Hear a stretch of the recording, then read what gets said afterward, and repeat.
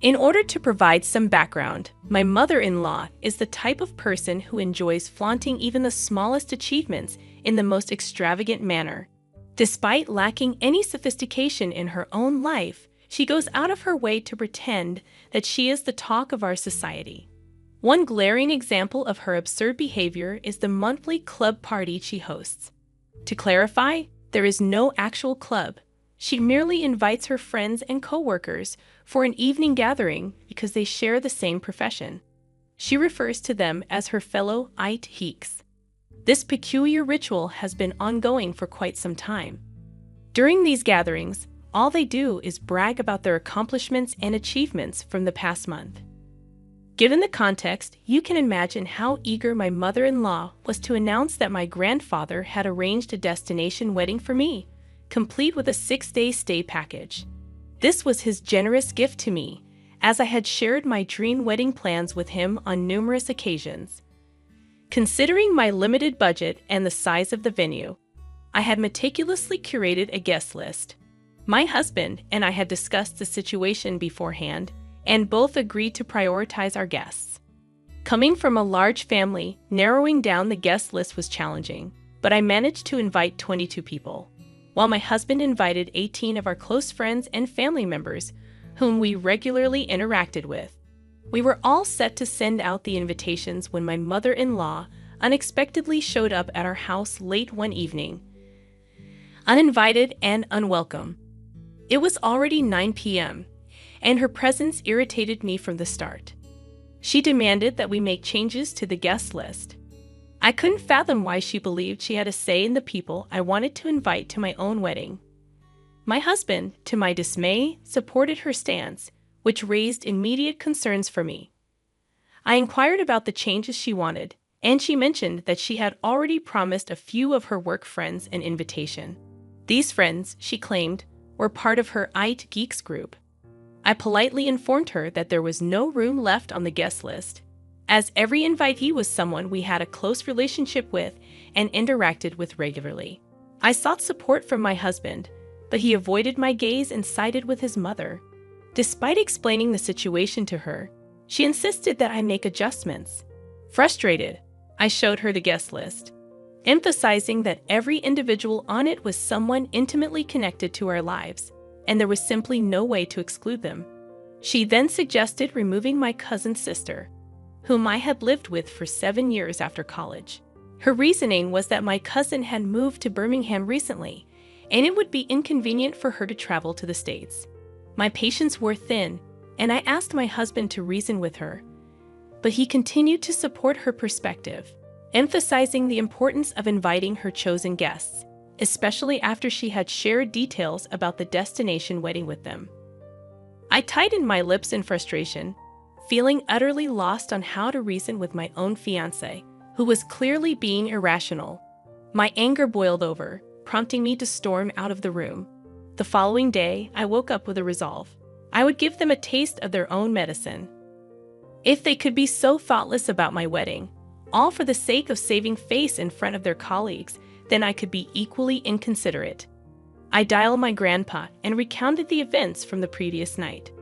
When I finished explaining, I made it clear that I wouldn't waste my energy trying to make them see reason. Instead, I decided to strip away the main attraction from their little charade. I informed my grandpa, whom I loved dearly, that I was removing him and grandma from the guest list, along with my dad's brother and his family. I also asked him to resign the gift he was giving me since he was no longer invited. Thankfully, my grandfather understood my intention and supported me without harboring any resentment. When I sent the updated guest list to my mother-in-law and fiancé, they were taken aback. I calmly informed them that those were the only individuals I could remove, but in doing so, we had lost our wedding venue. I made sure my fiancé understood the urgency of finding a new venue within the next 2 months or postponing the wedding. Additionally, there was the hassle of reprinting the invitation cards and arranging accommodations for out-of-town guests. I wanted both of them to grasp that none of this predicament would have arisen if it weren't for the generosity of someone in my family who had funded half of our wedding. However, I didn't expect them to suddenly start apologizing for their actions. My mother-in-law came over again, expressing remorse for coercing me into altering the guest list. She implored me to call my grandpa and invite him back, asking him not to cancel the hotel reservation or make any changes. I couldn't help but wonder why she was apologizing now, after she had already achieved what she wanted. She had made a commitment to her colleagues, and now they were receiving invitations.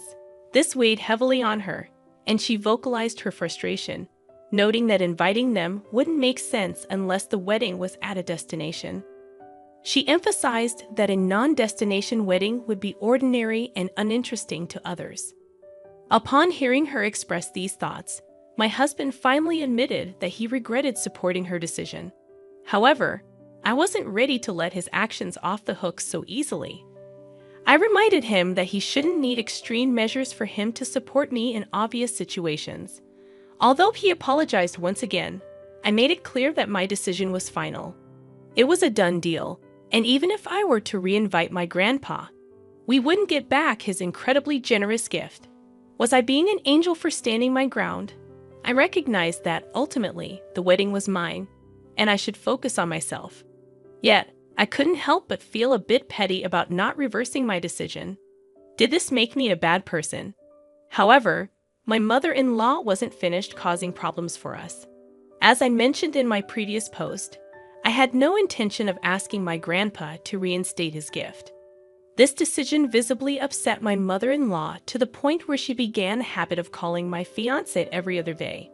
She portrayed me as an ungrateful troublemaker seeking revenge. While, yes, I had taken certain actions that made me feel good, her labeling me ungrateful when she was responsible for this situation felt like too much. But it didn't end there.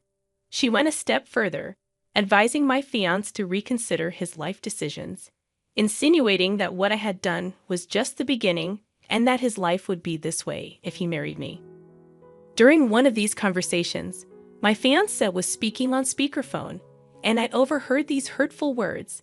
I was grateful for this transparency because I knew that my fiancé typically concealed anything that could potentially create discord in our relationship. He did tell his mother that she had crossed the line, but he didn't confront her more assertively. It's his relationship with his mother, and I understand that I can't ask him to sever ties with her just because she dislikes me. However, I am aware that if her interference continues, I might reach a breaking point, as I can't imagine enduring this for the rest of my life. Today, I had a heart-to-heart with my grandpa, sharing the news about the new wedding venue we had secured. While it didn't align with the vision I cherished my whole life, it was still a beautiful place, and I found happiness in it. I reassured him that he was invited again, and his laughter warmed my heart. My gratitude and love for him overwhelmed me. He had consistently supported me in everything I did, and he continued to do so now. Confronting my husband about my mother-in-law's escalating behavior became necessary. Our conversation delved into the awkwardness certain situations had created and the pain they had caused. In the end, my husband promised to address the issue with his mother and clarify her role in our lives. I hoped for a smooth journey forward, devoid of any more drama. Finally, the wedding day arrived, and I am now officially married.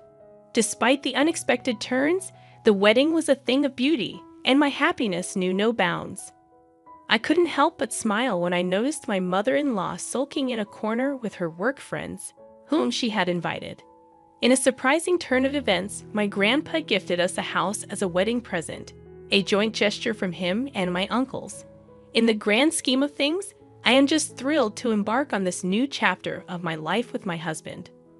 I wanted to share this update with all of you who have been a part of this journey in your own way.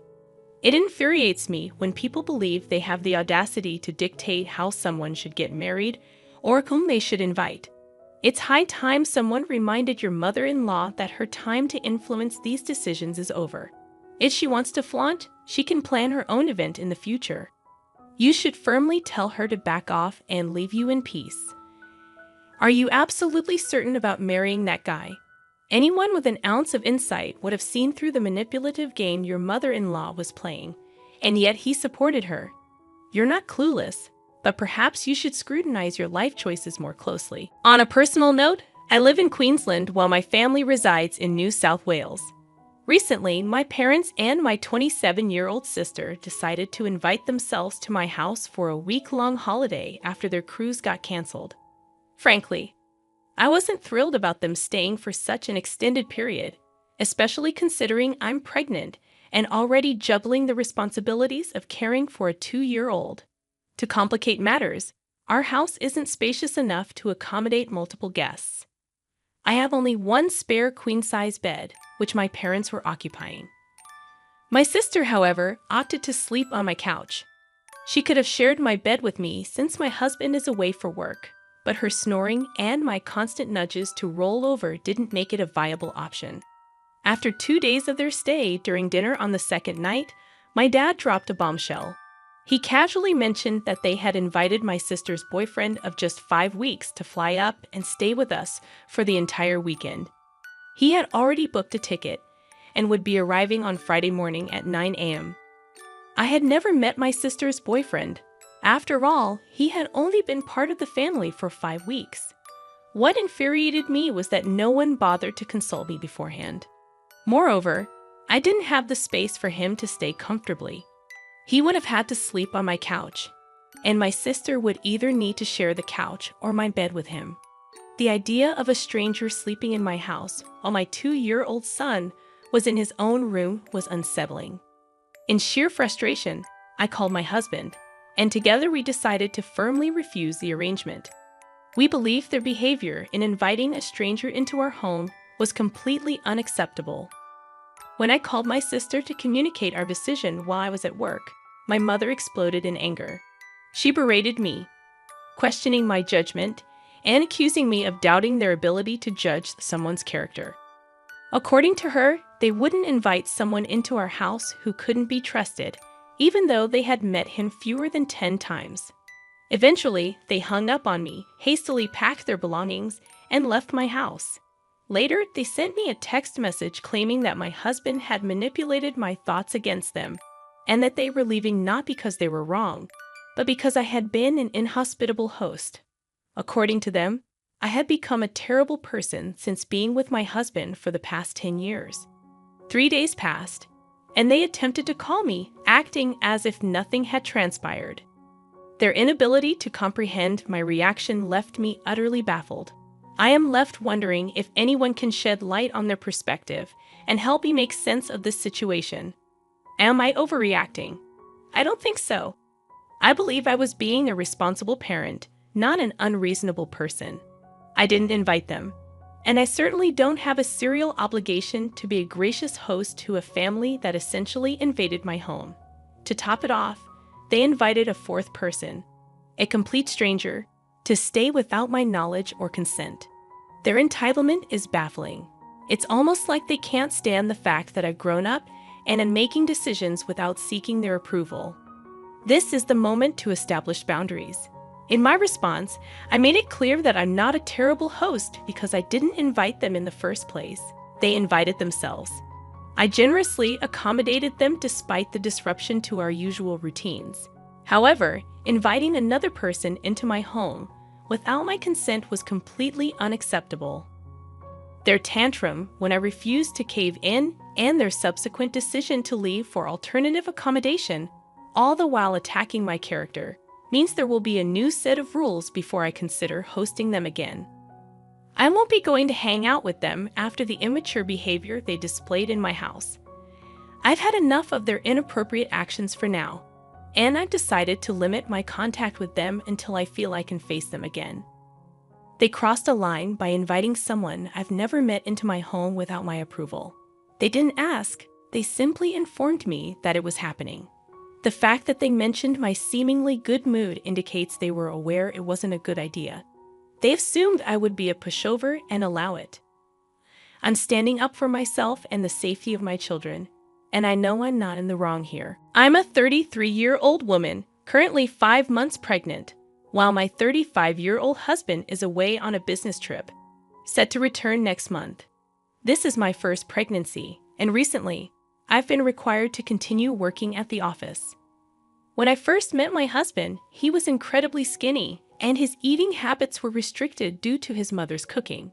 She avoided spices, sauces, herbs, and even salt, sugar, and pepper, believing this bland approach was healthier. My husband grew accustomed to this tasteless diet, but when he tried my cooking, he realized there was a world of flavor beyond his mother's limited recipes. One Wednesday, I indulged my curry craving and made a large batch.